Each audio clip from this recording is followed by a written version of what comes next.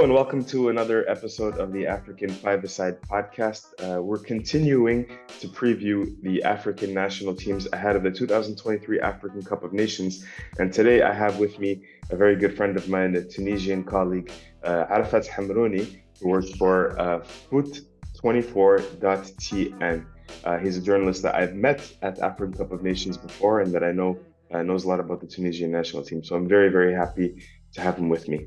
Arafat, we're going to jump right into it, and we're going to start with something that I like to call the State of the Union, meaning what is the state of the Tunisian national team and the supporters right now, just a few days before the African Cup of Nations? Are they confident? Are they sad?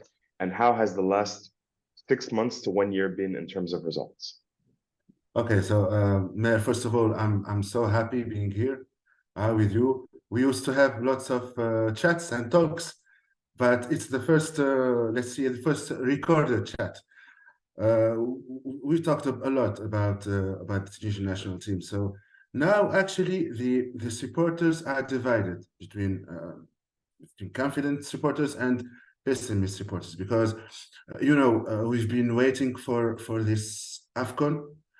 The last edition, we've been out from the quarterfinals maximum, except the 2019 edition where we went to the semi-final and lost the third place after against Nigeria. So 2024 marks 20 years before 20 years after the only cup we won in 2004 in Tunisia. So many supporters are waiting for this second title. The confident supporters think that we have a good squad. We all know that in Tunisia we don't have big stars. We don't have Salah. We don't have Mahrez. We don't have those stars. But we have a good team who works together. And I think that Tunisia can make it to the semi-final at least. And the national team coach said at the press conference that the objective and the target is to go to the semi-finals, and then we can negotiate the semi-finals and finals, the semi-final and final. There is also pessimist supporters who see that Tunisia can't make it to the semi-final because of many problems have been happening in the last 6 months. Let's say many players have left the national team. A new generation is coming up. So many supporters think that maybe we can do it one day, but not in Ivory Coast, not this year. And the list has So come let's out. see, it's 50-50. Right. And the list has come out, and some, I mean, just talking about team news, some unexpected, I think, omissions. A player like Hannibal Mejbri, for example, was somebody that I think many people are waiting to see at the Afcon. I think, if I'm not mistaken, Mohamed Dragar is also not in the list. Can you explain Yes. what's happening here? Why are players like this who have been at certain points in the last 12 to 18 months been pretty important or have played a lot of matches for the Tunisian national team? Why are they not included for Tunisia? Well, for Hannibal Mejbri, Hannibal said to the coach that he want to focus on the offers he have. We all know that he's not playing a big amount of time with Manchester United team, so he has to leave. And I think, and I said it before, he's losing his time at Manchester United. He has to leave. He has to experience new teams, new leagues, maybe. So now he has three offers from Sevilla, from Freiburg, and from Olympique Lyonnais. Three offers for loan. And I think that if a team wants a player for loan, it's logic to tell him that, okay, you are coming for a loan. It's 6 months or 5 months. So we cannot lose 1 month and a half or 2 months. You are playing with the national team, and we won't have you in the squad. So Hannibal wants to stay and wants to focus on his future at the winter transfer window. So he's out of Manchester United actually now for loan, and he wants to focus on that. Drager, he's not playing so many matches. He's not performing, and by the other side, we have at his position as a right back, we have good players. Kishrida is playing a lot of matches. We have also Yann Valery, Angers player, and we also have other right backs. We have also Zalouni, who is a local right back, who is doing great this season. He's young, So there are many alternatives at this position, so that if you don't perform with your team, automatically you will lose your place at the national team, and that's what happened to Dragan.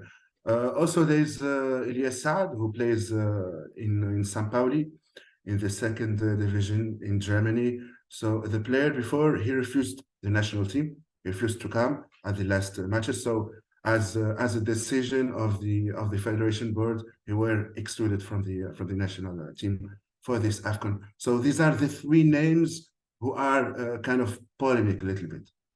And the final part about, in this section that I want to talk about is Tunisia as a national team.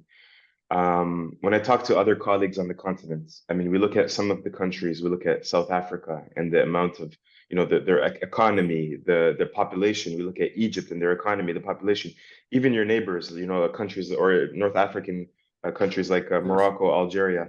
We're talking about 40 million people, 50 million people. Egypt is more than 100 million people. Ethiopia is so many. Tunisia, 12 million people, maybe 15. Let's push it to 15. Economically, not one of the strongest economies on the continent, not one of the poorest countries on the continent, but not one of the strongest as well. The sporting infrastructure, again, compared to some of these countries that are building crazy infrastructure, Yes. like, is not exactly at the same level as well. How do we explain that the Tunisian national team, and Tunisian sports in general, but the Tunisian national team has not missed an African Cup of Nations since 1994, and they continue to be so consistent when they perform? I will say that Tunisia is the Uruguay of the African continent. Uruguay is 3 million people, but they are doing great. We have in Tunisia, we love football. And in my job, I have the chance to kind of travel and doing the trip in many cities in Tunisia. And in every city, I have the same sentence. For example, if you go to Bizerte, which is a coast city, they tell you we have the sea, we have the fish, and we have football. If you go to Gebes, which is a kind of Saharan city, they will tell you we have the Sahara and we have football. So the Tunisian has the football in his blood. It's like kind of in his ADN, and we've got kind of tradition in these sports and in many sports. If you talk, for example, about handball, we are the most titled national team in Africa. We are African champion in basketball. We were also African champions in volleyball.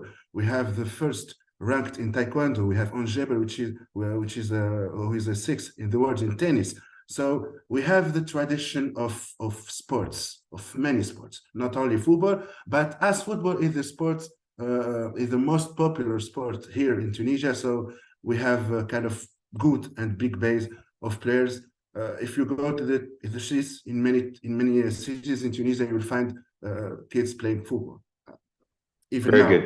Even now, at the time of PlayStation, at the time of Netflix, you find kids playing football, and I think that this ADN and those traditions is kind of like the angel who saves you every time, you see.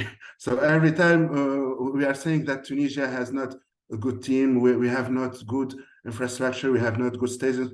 Every time that angel, the tradition, the ADN of football in Tunisia saves us, and we go to the Afcon and we perform at the Afcon.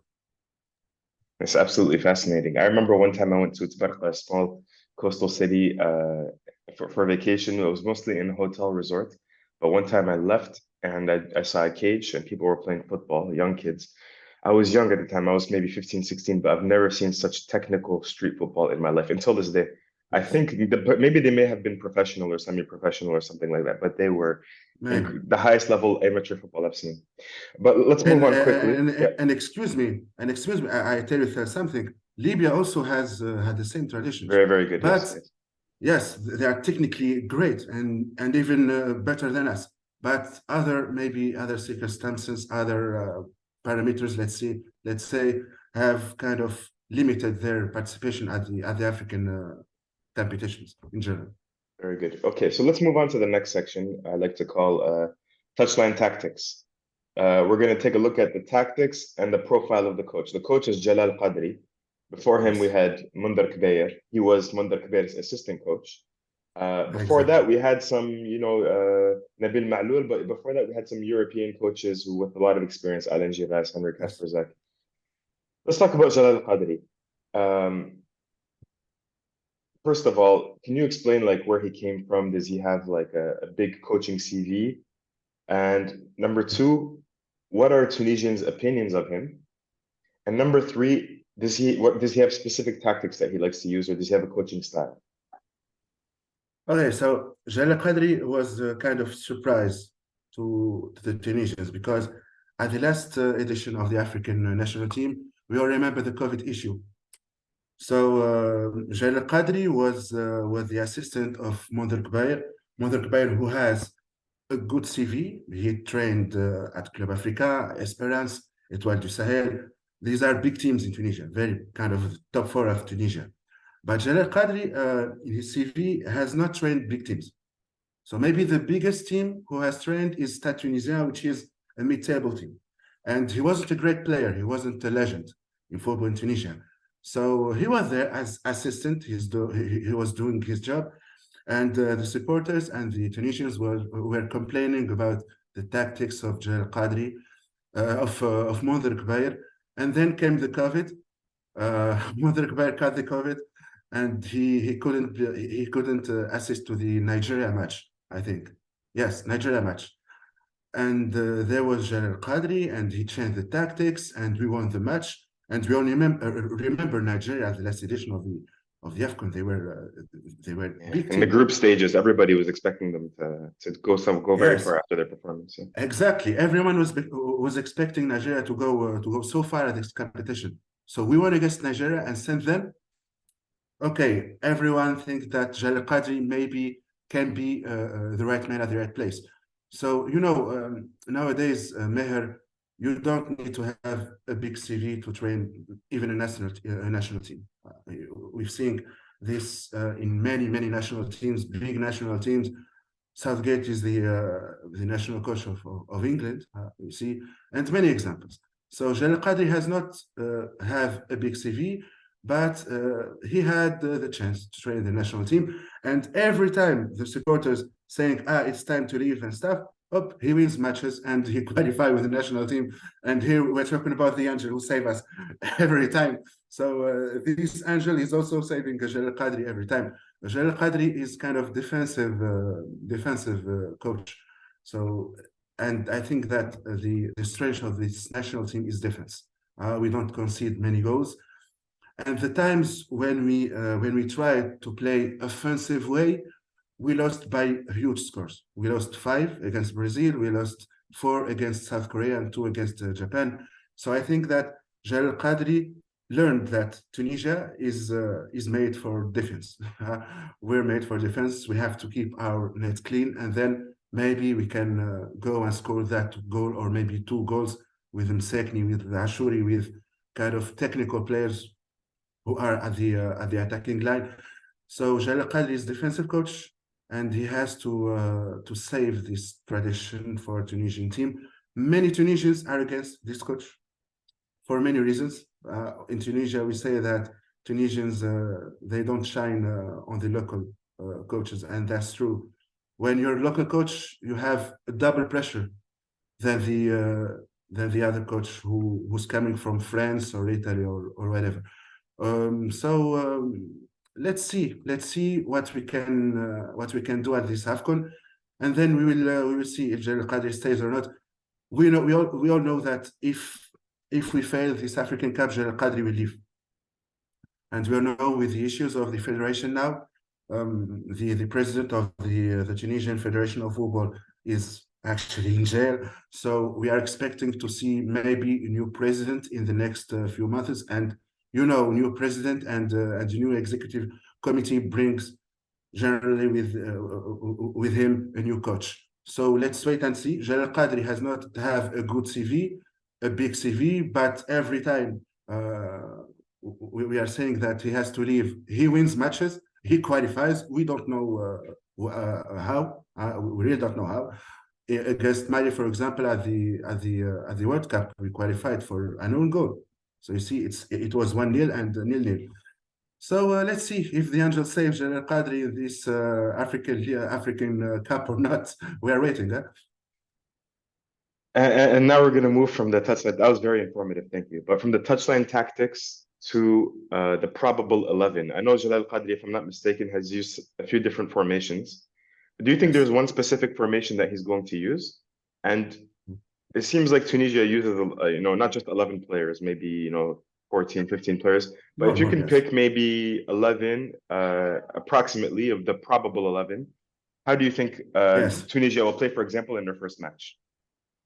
Okay. So first of all, we have to know that playing at the, for example, World Cup is different from playing at the Africa Cup. At the World Cup, you are let's say not the biggest team in the group stage. At the Africa Cup, it's the opposite. You are kind of one of the favorite team. So from the three defenders who are playing at the World Cup, now we will see four defenders. So it will be 4-3-3. Okay. So probably there will be Bashir bin Said as the first goalkeeper. We have Talbi and Mireh who were playing at the, let's say, 2 years at every national team match. So they will keep playing. As a right back, we will have Kishrida, and as a left back, maybe we will have Ali Maroun as he's performing with Ahli team, the Ahli legend. But for Jalal Kadri, at the last matches, they were Ali Abdi who were the first left back.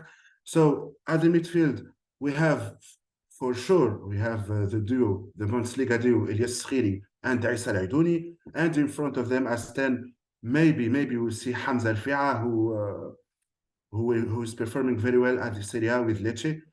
And at the front line, at the attacking line, maybe we have Msakni in the bench because with the age, he's a legend, okay? And by the way, Msakni it will be his eighth Afcon, and he will be one of the players who participates the most at this competition. But with the age, he cannot play 90 minutes. So either he will play as a starter and then he will be subbed, let's say, at halftime, or he will be there at the 60, let's say at the last 30 minutes. So in front, we will have Elias Ashuri. We will have Haytham Jwini, who is one of the goal scorers at the Tunisian league, and maybe we will have at right. He has many options. Maybe we'll have Srarfi, who is performing great at the Tunisian league, or maybe we'll have Msakni at the starter. Very, very So this interesting. is the 11. This is the Yes, 11. I really love the The options of, problem, yeah. it's not sure yet, but these are the options available for Jalal Kadri. Yeah, I actually like the group of players. I think they're a lot of people maybe look at the clubs that they play for and maybe are gonna maybe underrate the Tunisian team, but I think it's always like this. Tunisia is more of a collective, but even the individual players, if you follow the Tunisian league, if you follow some of Yes, the smaller leagues, they're very, very good players. So if yes, you yes, had to yes. pick one star player on this Tunisian national team, the first name that comes to mind is Yusuf Msakni, but like you say, he's in the last dying end of his career. If you have to Yes, pick one. You have to pick one, Alfred. Who's the one star player? definitely Elias Ashuri. Elias Ashuri.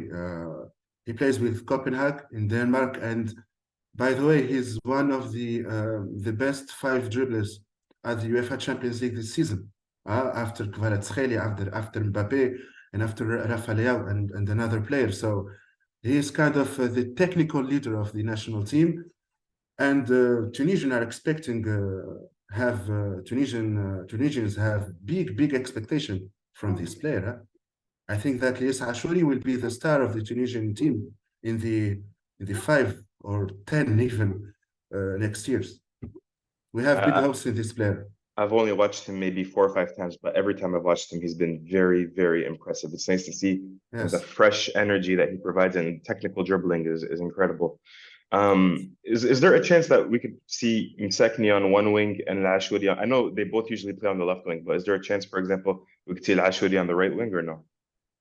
Yes, as Ashuri can play at the right wing, but Sekni is kind of complicated for him. And also, Jalal Kadri tried to move Msakni as nine, as false nine.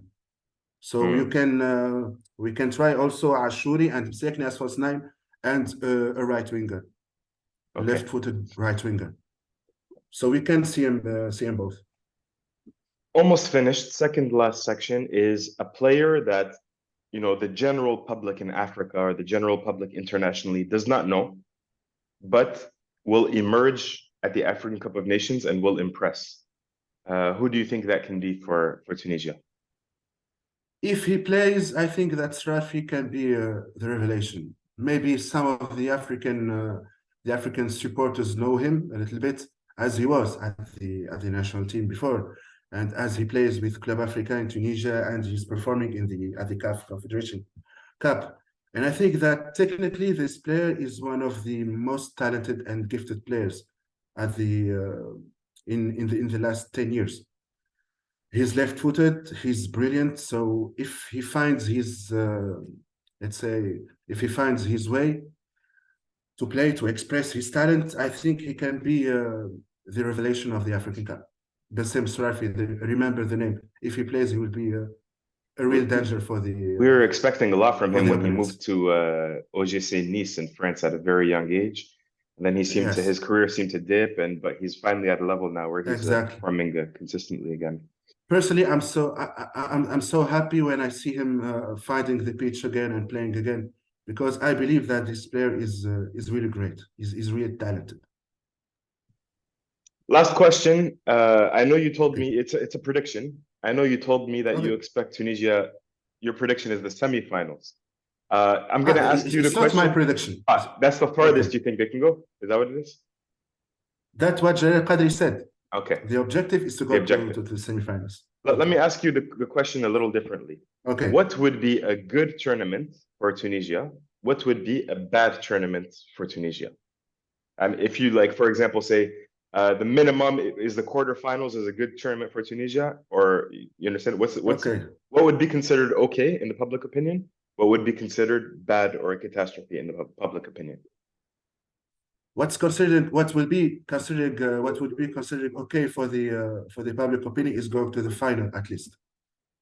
And even yes, because Jalal Kadri, when he said semi-final, many supporters said what he said.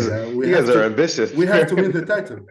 Yes, they said we have to win the titles, and many Tunisians believe that we have to. We have not we can. No, we have to bring it back home after 20 years. But I think that going to the final, it would be great for Tunisia. And of course, the worst scenario is not qualifying for the second stage, and it can happen. We have to. What about the round of 16? Huitième de finale, Tunisia is eliminated. Still a bad tournament, yeah? Still a bad tournament. And even quarterfinals, still a bad tournament for Tunisia, because at the last, let's say, 10 or maybe from 2004 to now, 20 years, we've been qualifying one time to the semifinals. And for the other editions, we are disqualified from the group stage or from the quarterfinals. So it's usual. Sometimes that's why you can be a victim of your success when you're so consistent in making it to the same place every single time. You can get bored with that success very easily. Yeah. Yes. So Tunisia, you have to make it to the next stage. You have to make it to the next stage. Yes. So the Carthage Eagles are going to Côte d'Ivoire with a lot of ambition for everybody listening. That was Arafat Hamrouni, Tunisian journalist for foot24.tn. I'm going to link his social medias in the YouTube description below. Thank you all for listening to another episode of the African Five-a-Side podcast, brought to you by www.africasacountry.com. Keep it locked, because we're going to continue previewing each of the 24 African teams that will be participating in the African Cup of Nations. And until then, we'll speak soon. Peace. All right.